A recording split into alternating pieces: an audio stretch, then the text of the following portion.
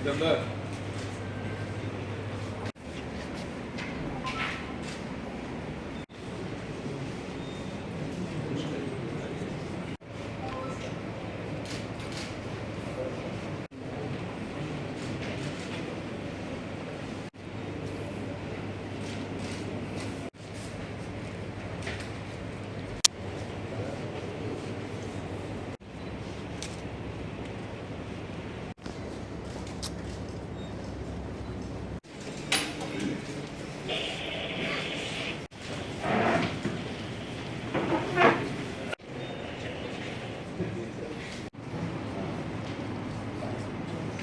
हमारे पास सारे जो मेजर इम्पोर्टेंट या रिकॉग्नाइज पोलिटिकल पार्टीज है उनके president, general secretary, secretaries present है।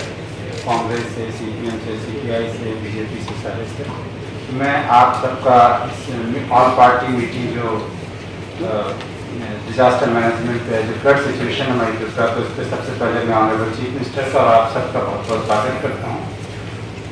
पहले सबसे पहले हम चाहेंगे कि थोड़ा सा हम आपको ब्रीफ कर दें कि आज की डेट में क्या स्टेटस है, और उसके बाद फिर आप लोगों से जो डिस्कशन है शुरू करें।